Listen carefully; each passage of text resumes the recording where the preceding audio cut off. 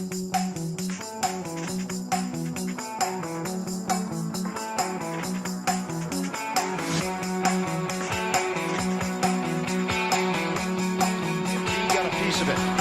the floor, Embiid stuffs it. Harden for three. James Harden with his second triple.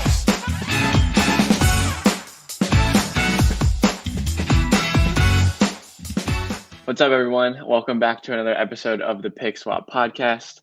It's a Monday evening, as usual. I am here with Sean Bernard. Sean, how you doing, brother? Not too bad. I feel like the Phillies world's the one stirring up right now. So Sixers got a little bit of sanity in it, I guess. But can't complain. A little bit of the dead area of, guess, the sports timeline. But other than that, nothing too bad. Yeah, not too bad. It's nice to be outside the turmoil, watching other teams go through it. The Phils are going through it right now. Eagles training camp starts, was it today or tomorrow? Whatever it is. So looking good in other areas. The Sixers feeling pretty good right now. We got a lot to talk about because there was some controversy that we haven't been able to cover yet. That will be coming up today. We're going to have a lot to talk about. So if you want to get into it, you want to start with the stadium talk? Yeah, absolutely. Let's do it. So the Sixers unveiled a proposal for a new stadium that's going to be located in the Fashion District on 10th and Market Street. It caused a lot of uproar from various points of this fan base. So let me ask you first, genuinely, how do you feel about the proposal to move towards Center City?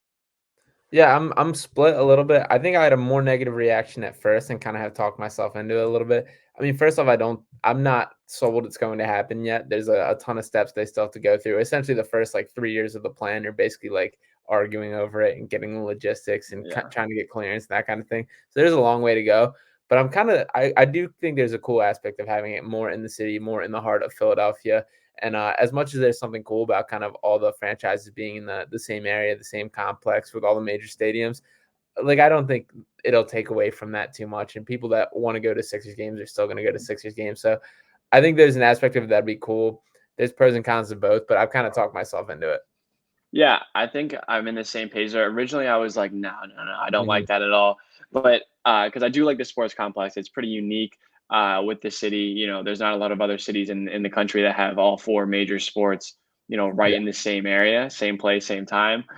So it does take away from that, vaguely. But I think the idea of it is really cool. You look at other, major cities in the country, like TD Garden is in Boston. It's kind of in the center there. Madison Square Garden, the main one, right in the middle of New York City. And if it can work in New York City, it can work here, I promise. Even places like Cleveland, they changed the name to it, but it's the Rocket Mortgage Center, whatever it is, right there in Cleveland as well. I think it's going to be awesome. I think that the way that the nightlife is in Philadelphia is going to be a great addition to that. I think the Sixers having a standalone, their own arena, able to do whatever it is that they want, with their stadium and not have to change their game schedules for the Flyers and Disney on Ice. That'll be nice for them to be able to, control their own situation. And on top of that, it really is, it's a privately funded project. So if this were to happen, this is not something that's going to, lay on the shoulders of taxpayers. It's going to be something right out of Josh Harris's pocket. And who am I to tell Josh Harris what to do with his money? He's going to do what he wants anyway. So I'm cool with it. I'm actually pretty excited.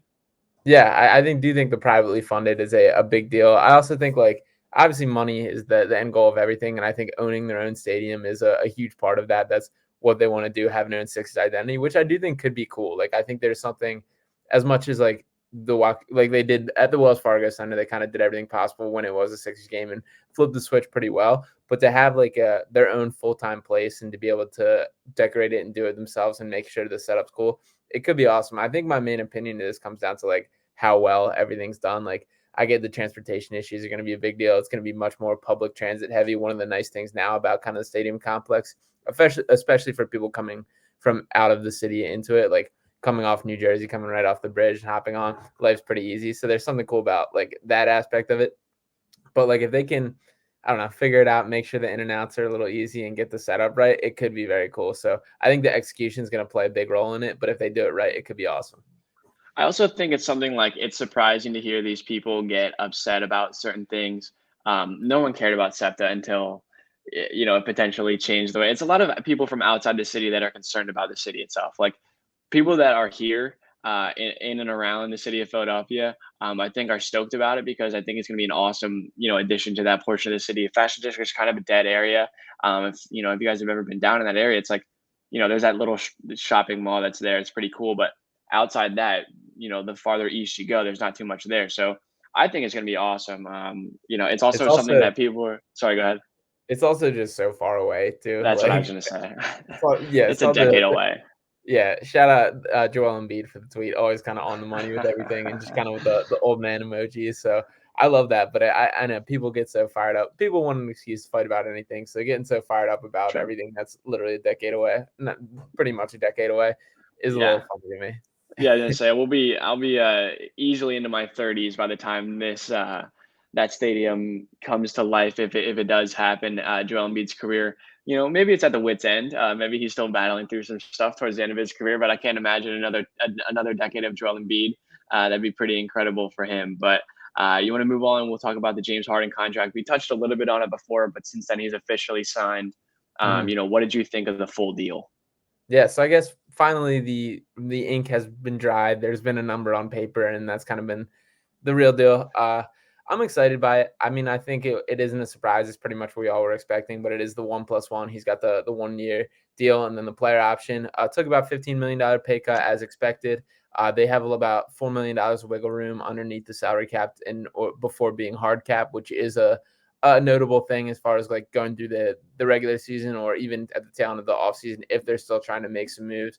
They have a little bit of wiggle room to play with in terms of not hard capping themselves, ensuring they have a little bit of flexibility, which is a big deal. For Harden specifically, I feel like there's been a little bit of a pendulum swing where everyone was all hyped up. What a great thing, like getting his flowers, you're putting the team first. And then I feel like it's kind of swung back on like, is this guy just setting him out for another payday? Which he for sure is, but in a negative way, I think it's kind of swung back in the opposite direction a little bit too much. Do you think that's kind of the case too? Yeah, I think so too.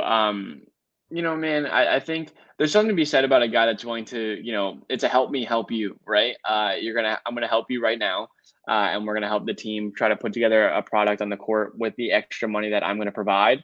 In James Harden's case, you can't look at this roster the way it's currently constructed without applauding the fact that James Harden opened up a lot of that space. This team does not look nearly the way it looks without the fact that he's able to take that pay cut. On top of that, then you look at the other side and it's like, okay, he is getting this money this year. And on top of that, he's getting some money next year and he has the ability to opt out and potentially sign for a longer term. Maybe he'll do that. Maybe he won't. But considering that he did take that pay cut, there's still something to be said about it, I think. And it's worth noting and worth respecting. But, he's looking out for himself too, but you can't blame the guy. For sure. And I also love the aspect of him like believing that he's got it still in the tank, like him believing that he can play his way into another max contract if that's where his eyes are in a state where it would make more sense for the Sixers. Like obviously they would be strong against the cap this year. Things can change. A lot changes in the salary cap year. There's a lot of kind of similar options and hoops that they're going to jump through next offseason. But like you can play your cards differently and there's stuff more established and room to open up. It's always easier to re-sign a guy than outright bring a guy in. And I guess the thing that appeals to me the most is like it's like 95% sure like he opts out after this year. Like the player option is more or less there as like an insurancy policy and is pretty much only going to get picked up if things go like disastrous this year from either a Harden or a Sixers aspect. So it's Yeah. essentially a 1 year deal. But like for him to kind of have the mindset of like, I still have it. I'm about to prove a lot of people wrong.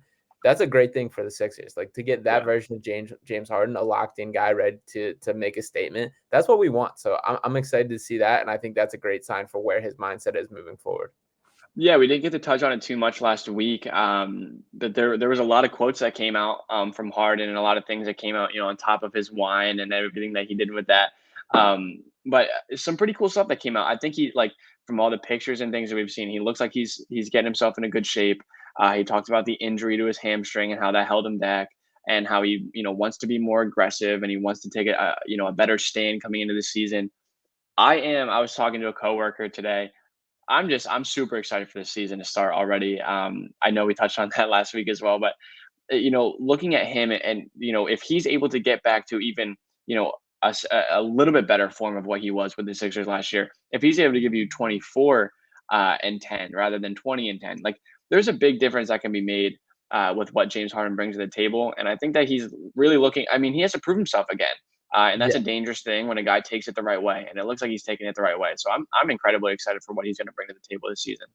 Yeah, 100%. And I'm also getting all in on the Maxey workout videos. And I know this Yeah. is setting ourselves up for heartbreak based on the past, but there's something different about Tyrese Maxey. And I Yeah. absolutely love all the Chris Johnson hoops videos, all the clips. I saw Yeah. him talking about his workouts and just everything. I'm just so juiced up to see what this guy can be in year 3. And considering the leap he made from year 1 to year 2, it's pretty impossible to raise the bar much higher. But I just genuinely believe like the work he put in is going to pay off, and it just continually happens. Like it feels like he never steps away from the basketball court, and I absolutely love that about him. So I'm just juiced up to see Tyrese Maxey as well. Yeah, man, of course. And, I think that, I mean, the major difference is, the clear difference is the product. Like, Yeah, we've seen we've been victim to the workout videos for years in the past, but the product never really changed. We saw a massive, massive upgrade from a year 1 Tyrese to a year 2 Tyrese. It's hard to believe that there'll be a similar increase in productivity from him from year 2 to year 3, but his ability, his the way he's changed as a shooter, as a floor spacer. He is a great. I saw he's in the top like 5 or 6 assist to turnover ratio. Just things that he's consistently improved on, and things that we didn't like. Coming into his rookie season and having that, he shot like just under 31% from three. I think all of us were kind of expecting him to get better, but I don't think any of us were expecting him to go from a 31% to 44%, top 5 in the league, yeah, incredible corner 3-point shooter. Like, no one expected that. yeah. He was the number 3 3-point shooter in the NBA last season. Like that's crazy, and just It's doesn't get insane. acknowledged as enough. Like the third best in the entire league. And when you think of Tyrese Maxey, I was listening to one of the Ringer podcasts the other day, and they were talking about this too. And they were just going like, when you think of Tyrese Maxey, that's not at all what you think of. Like you think about like his pace, him driving to the basket, his finishing moves, the way he attacks, just like the pace of his game and the uptick and how fast. And then when you pair that with like this guy literally knocked down like 3-pointers at the third highest percentage of the entire league, that's a crazy duo. And like I genuinely don't think that we've seen a guy be growing at the rate that he has. And I don't know. I'm all the way bought in on him. I'm super excited. I want no more trade rumors to remotely mention his name, and king him of Philadelphia forever. Yeah, I mean, yeah, I think we're all on the same. He is the prodigal son. I think he's turned that page. And there's some rumors today. Maybe it was yesterday, about with Donovan Mitchell and everything, and the Sixers were not listed in that. And I think that pretty much secures the fact that they're, buying into Tyrese Maxey being that player. Let's throw a wrench in the plans for today. How do you rate, if you're looking at that, Mitchell to Maxey? Are you rating, like, are you betting on the fact that Tyrese Maxey will be better than Donovan Mitchell by the time he's Donovan Mitchell's age? That's why I'm not trading him for that reason. I believe in what Maxey's going to be. Do Yeah. you think that Tyrese Maxey is valued higher than Donovan Mitchell at this point? So yeah, I guess the short answer, I'll say yeah. Like I do. Okay. I think like the Tyrese Maxey that we're seeing right now, he's 21 years old. Like there's still so much room to grow and time to grow. And like the player he is right now is already very special. Very So good. I also think you're factoring like it's not a 1-for-1 comparison because you got to jump through the hoops, give up the draft picks, do everything else to get him. So it's Tyrese Maxey plus whatever else if you think that's better than Donovan Mitchell. And I definitely don't think it is. So I think like that's pretty clearly my decision. I've been very much like don't touch Tyrese Maxey for anything. Kevin Durant was the lone kind of exception in Yeah. that, and I'm happy to hear the Sixers kind of staying out of that. It seems like too. I do think he ends up in Boston, which kind of sucks, and I think I see enough smoke there, which I could see a trade actually popping out of that. But I don't know. I do think Tyrese Maxey has like top 25 NBA potential for sure, and I would love to see him reach it.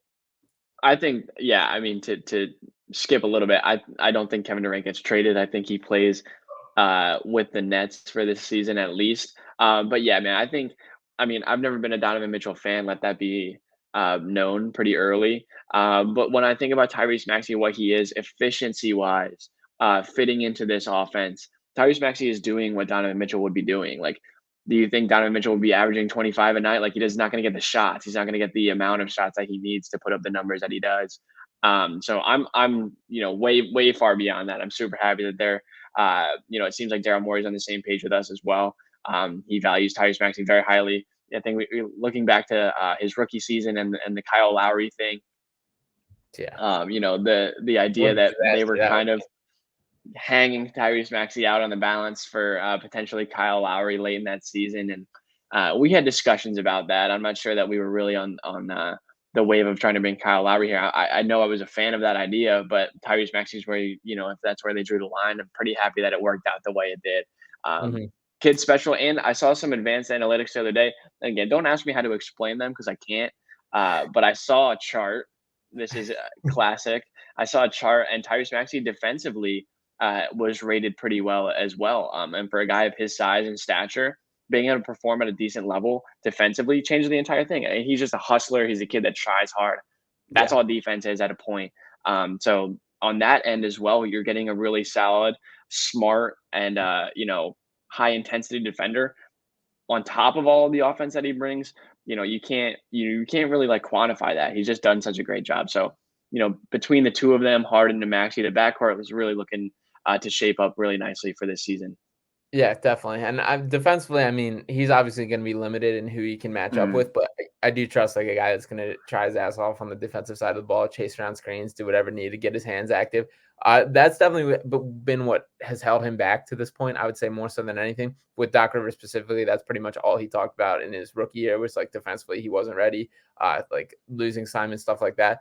I didn't see as much of that last year. I think he is getting better at it. And I do think it's something he takes personal, which is an awesome sign, something that he cares on that end of the floor. Also, when we talk about the Donovan Mitchell, Tyrese Maxey thing, like Maxey's not much smaller than Donovan Mitchell. I No. feel like Mitchell is portrayed as much bigger than like he actually is. Like this is a guy that's like real deal, like 6'2", 6'3", and he's a Yeah. little like more built and solidly built, which I think makes him look bigger than he is. But that's not a guy you want guarding wings or guarding anybody bigger than a true point guard, which is why the Knicks thing's so interesting. Like a him and Brunson backcourt is going to be a defensive nightmare. So I don't know, but back to the Sixers, I guess.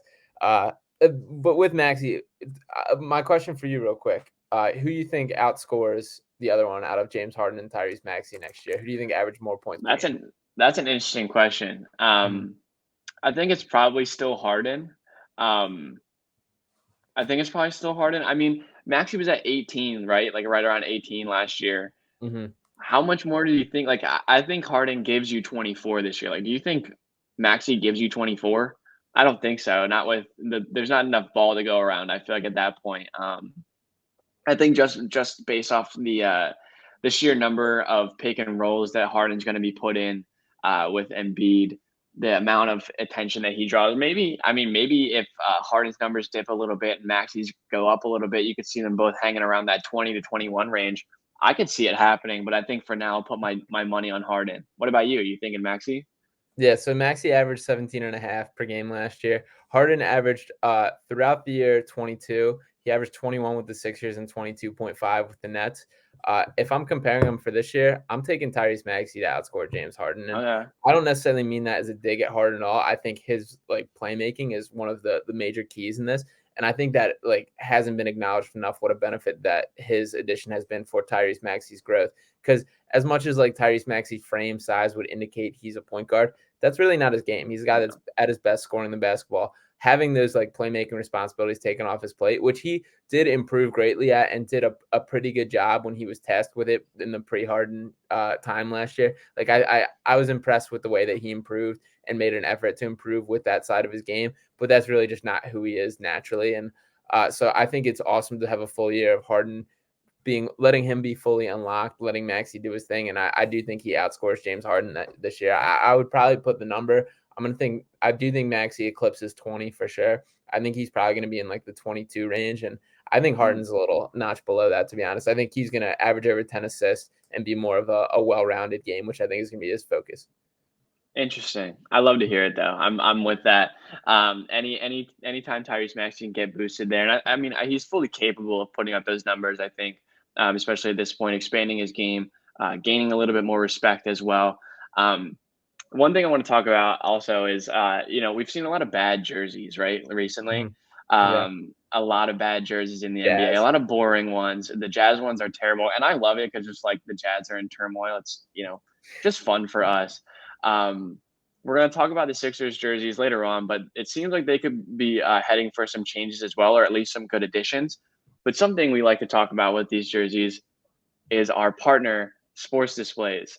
I know all of you guys want basketball jerseys. I know the Sixers have come out with some good ones, maybe some bad ones in the past, but we've all bought them, and you need a place to hang them up. This is the place to go. Sports Displays has this new jersey mount, which can be installed on any surface, and is significantly cheaper than the hundreds of dollars it usually takes for the quality for this type of display. Check out the link in our bio. Check out it in the YouTube, in the podcast, wherever you're getting this. You can use our code PICKSWAP at checkout at thesportsdisplays.com. Get 10% off your purchase and free shipping on your first order. That's code PICKSWAP at checkout for 10% off and free shipping at the Sports Displays. I know I'm going to be getting one. They're going to have a new alternate this jersey. You've seen the Brotherly Love cream colored jersey. It looks pretty cool. Would you change anything about the Sixers jerseys right now if you could? I don't know. I'll give a hot take jersey quick. Everybody raves about like wanting the black jerseys back. I don't think they're that great. I would rather keep them out of here. That's my hot jersey. Okay. Take. All right. I like the black jerseys. I think if they paid homage to them in the right way, it could be cool. Like the Boathouse Row ones. Yeah, you guys can keep those. You like those? I like the Boathouse Row. I hated the name. I don't like the name underneath. Like, just not my style. I think the black jerseys get hyped up just because of Allen Iverson. AI can make anything look cool. So I think that's essentially what it is. And I think the black jersey brings us to like that era. That's where it's like stunk in our minds. But in reality, I don't think they're that great at jerseys. It's one of those things I feel like just has to happen though. Like it's been, the Sixers haven't been in the finals since those jerseys. There's been so many things that have happened. It's nostalgic. It's the right type of nostalgia. I think bringing those back just as an alternate for a season could be pretty cool. And maybe they're headed that way as well. It's something that's been rumored for a while. But I don't know if you guys find, I wish I could remember the name of the Twitter account. It's a really good Twitter account. It's like, it's either Unimatch or Unifinder, something of that sense, where they track the NBA's jerseys, what have been leaked, what have been confirmed, and all those things. And the last one I saw just had that Brotherly Love jersey and nothing else. Obviously, it's probably assumed that they'll come back with the general blue and white ones. I'd love to see them do away with the red ones or maybe do a different style, but kind of off topic. I just thought I'd throw that in there to match with our partnership. I think it was a pretty good segue. I don't know about you. Yeah, no, I loved it. I will transition a little bit here. I do want to make sure I give a full shout out. So Jake Fisher, good friend of ours. Well, not him personally, no, but the Baseline Scoop, who are good friends of ours. He went on the Baseline Scoop, talked to our guys, Zach and Justin, who have both been on this podcast as well. Left some insight and talked a little bit about Matisse Thybulle and his relationship with the Sixers. So obviously Jake Fisher up there with the pretty top tier NBA names as far as reporting goes, and said that like he doesn't like to use the word shopping often, but that the Sixers have absolutely been shopping Matisse Thybulle. So what are your initial thoughts on that? And do you think Matisse has a role with the Sixers next year? Yeah, so I've been thinking about it a lot, and I've gone back and forth. So, end of the season, end of the postseason, we kind of were just like, he needs to go. He's got to be out of here. And I think that there's still some of those feelings and that sentiment, I think, remain for good reason. He's super limited. What he does is very limited. In his time with Harden, he did improve in areas, but it's just not enough improvement for, I think, a lot of us to warrant keeping him around or giving him a major role. I think what could be enticing is him having a smaller specialized role, because he can do certain things that other guys can't. Defensively, again, he's really good at what he does. He's not a stopper. I know that, we've had that kind of realization over the last couple of years where he's not that lockdown, hold a guy to, no point. He's going to get a cool block and a steal and do all those things. I'd be okay with Thybulle being your 9th or 10th man, which I think he actually is put in a decent position to be that guy this year. If he is on the roster, I think it's totally right for them to have shopped him, quote unquote, according to Fisher in that podcast. I think it's more than right for him to have done that, for Morey to have seen what's out there and available for Thybulle. And you kind of pointed out earlier, maybe he's the trade chip at the deadline that moves the needle. So I think it's definitely not a bad thing for him to be on this roster going into the season. Yeah, and to reference the Matisse comments with Harden, Matisse shot 51.6% from the field and 37.1% from deep in the 20 games with James Harden, and that was on 93 field goal attempts. Shout out Trey for tweeting that out. Trey from PSN, to make sure to toss him a follow too. But I guess to your notion, like, I mean, first off, you're not doing your job as an NBA GM if you're not like feeling out what the value is on Yeah. guys. Like, can I make the team better by flipping them for this? So I think there's too much noise made about like shopping versus like I don't know, just checking up on a guy. I do think the Sixers have seriously looked to move Matisse. I think it started last year. Yeah. I don't think it stopped. He's such a difficult player to like quantify his value and exactly. Yeah. I think like Tyler Hero gets this rep a lot for like some guys think he's so good and some guys think he's like absolutely awful. I think Matisse is somewhat in a similar boat of like there's teams around the NBA that view him extremely highly because of like the eye-popping things he can do defensively. And there's other teams that maybe have watched him play in the playoffs and kind of have a clean view of like this guy cannot be on a contending team or play playoff minutes ever. And that's kind of the camp I sit in. So the thing that I have talked about like bringing him to the deadline and using him as a trade chip. I guess what worries me about that is obviously his contract's up at the end of this year. He's extension eligible right now. They can't really extend him because that poison pills him makes it difficult to trade and pretty much just way more difficult to trade because of the cap hits and the way the numbers work.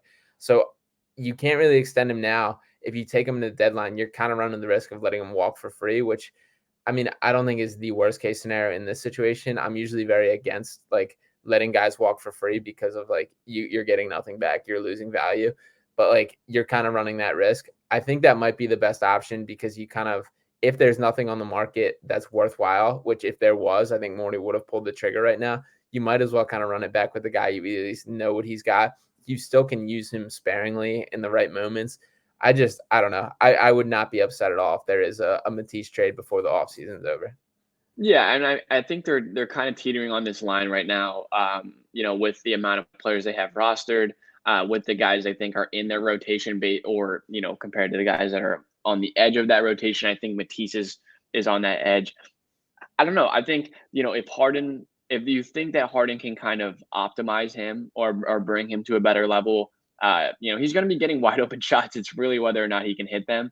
But if he can give you a handful of points a night, it really depends on how many minutes he's getting. And, with the addition of Melton, with the addition of House, maybe his minutes are diminished a little bit. Presumably so. There'll be a lower number of minutes for him to have. But if he can be productive in those minutes, if he can give you those good wing minutes, I don't hate it. I like Thybulle. And if he can become a good roller, he's good in transition. He's decent in the dunker spot. We're going to convince ourselves that he's good, right? I've done it for years and years. I know you're kind of out on him, but if he's in a smaller role, I don't hate it. And if he can contribute to some degree throughout the year, he probably not getting a lot of postseason minutes, but again, that does diminish his value. So if maybe for the first half of the year, if he can play pretty well, come January, February, if teams are liking him or they think that he's going to up their value later in the season, maybe it's worth waiting until then to see if you can ship him out for something that fits your team and your needs at that point. Because I think they're going to play out a little bit. I think right now they're going to go into training camp like this. I don't know. What do you think?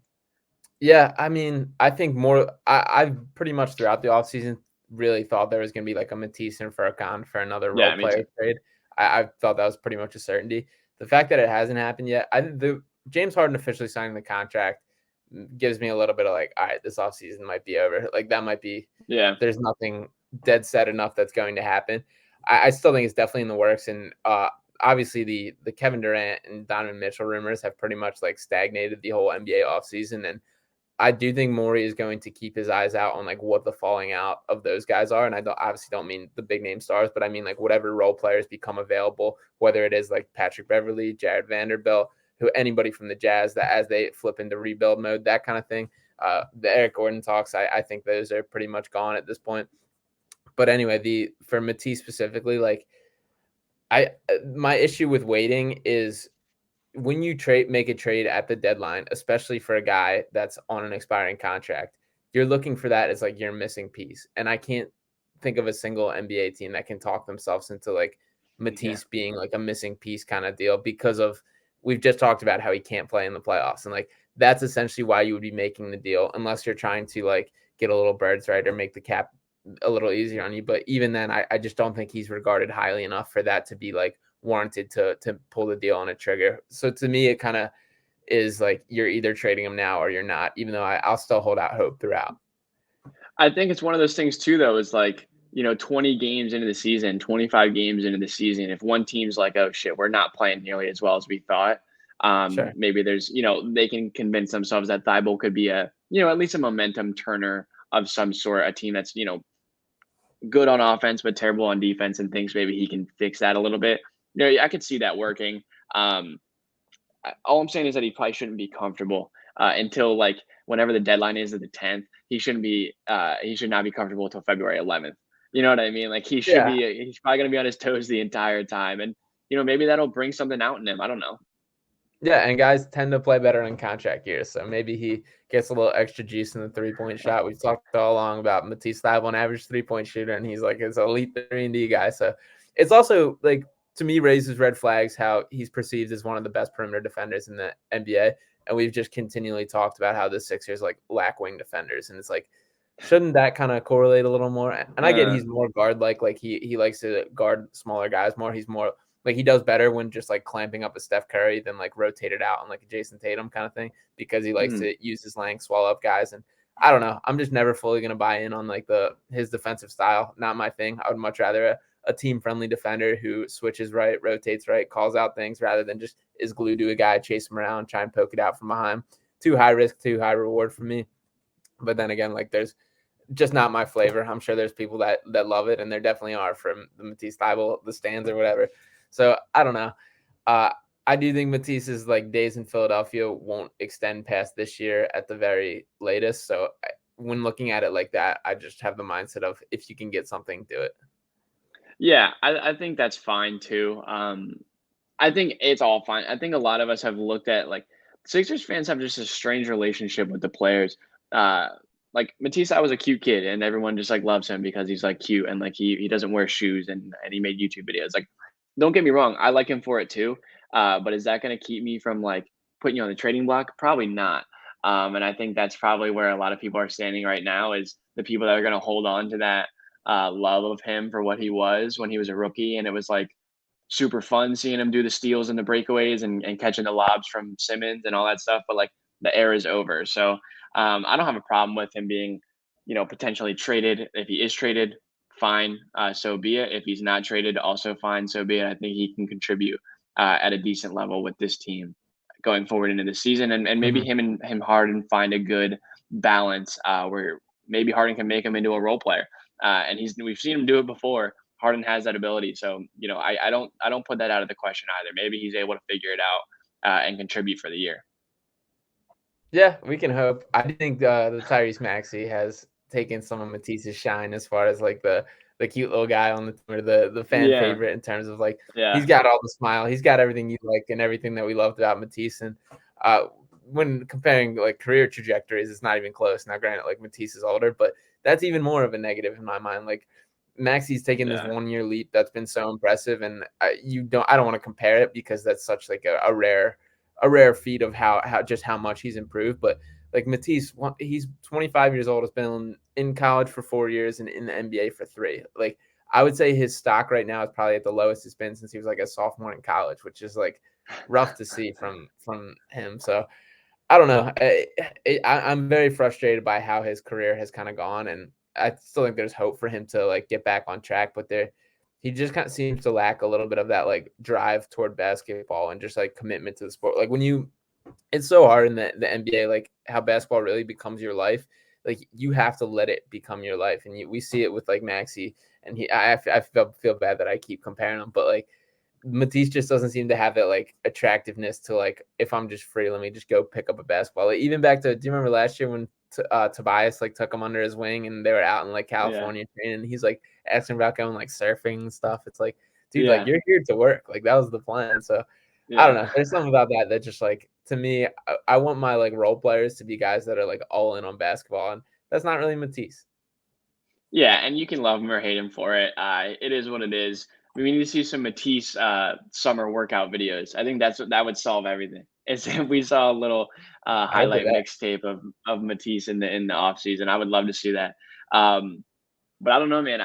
We're kind of at a standstill right now with the way that things are. I guess there's a little bit of wiggle room here. They got a couple million left in the bank. Do you see them adding anybody. I know we've kind of talked about this before. They're at 16 guys for 15 roster spots. They're going to have to make a cut or a trade, and they'd have to make multiple cuts or multiple trades to add somebody else. But there are some valuable guys that are still in the market. Do you see any potential for them to bring anybody else in, not via trade? I mean, the only way I could see it happening is if there's like trade that happens and then they sign. Markieff Morris is like begging to become a Sixer, which is I don't know, weird to see. Like some of the reports and stuff that he's. I like Markieff Morris. So I'm not trying to like hate on him, but I do think he's a little beyond cooked, and I think he's a guy I could potentially see happen, but is more of like a Mike Scott kind of feeling than anything else. And beyond that, I hope it's not a backup center. I do like DeMarcus Cousins. I wouldn't hate that completely, but I want B-Ball Paul to get the full chance. And if you do sign a veteran center, like Doc's 1,000% going to play him. So I do think there's an aspect of Morey like taking that card out of his hand and saying like, I'm not even going to let you do this. And same with like Hassan Whiteside's the other name that I think is out there that there's. No, thank you. Yeah, I don't want either one of them. I definitely like Boogie way more. Yeah. But they're both, I think, kind of cut from that same like Andre Drummond, Dwight Howard kind of mold. So there's something that I'm not entirely ruling out, although I think most likely the roster we got is the roster we're rolling with. Yeah, I think if there's anyone, I think there's three. It's Morris, Cousins, and then Carmelo Anthony as well. Sure. He's been a guy that the name floats around. I think it'd be fun to have him on the team. Like I would like to be able to root for Carmelo as a Sixer. I think that's the only reason I'd want him here. I don't know if he fits at all. Like him and George Niang play the same, like do the same thing at this point in time. I think Carmelo, just as a leader, might be a little bit more effective. I don't know. Who even knows? It's hard to really tell. I'm not banging on Morey's door telling him to sign Carmelo Anthony, as I've seen some people on Twitter are like, bring Carmelo Anthony. I was like, no. I mean, it would be cool if it happened, but if it doesn't, it's fine. Cousins, I think, would be a nice backup if that's the way they want to go. But realistically, I think they're probably where they are. And I've been rationalizing it. I've been really digesting it. I think this is a really good spot for them to be in, to be honest. I think this is maybe the most complete team that they've had over the last couple seasons. Maybe not the most talented, but definitely top to bottom, the most well-rounded and best all-around team. So I'm really excited for what they've put together so far this offseason. And we don't even talk about the Anthony Melton, man. Super excited for the. We saw some clips of the Anthony Melton. Shout out Harrison Grimm. He posts a lot of stuff. So I saw a little mixtape of him as well. I'm excited for him to be in the red, white, and blue also. So I don't know. I think they're in a really good spot right now. So I'm chilling for now. Yeah, no, I'm cool with rolling in with what we got. We'll dive more into like, is this the best team, or maybe ranking the best Sixers teams in this era pretty soon. But I will say, like, I think the focus of this offseason was to work the margins, build up the bench, and that's exactly what they did. So in that case, kind of goal accomplished, and we're moving forward. Common Morey W. Is that what we're gonna? That we can wrap it up here, though. It's been a pleasure again. If you want to keep up with us in the meantime, you can follow the pod at PickSwap Pod. Check out PickSwap Media at PickSwap Media on both Twitter, Instagram, and TikTok. You can follow Sean at Sean_Bernard1. Follow me at JSBrain17. Check out Sean's written work. He is busting his ass every day, so make sure you check that out as well. And we'll talk to you guys early next week.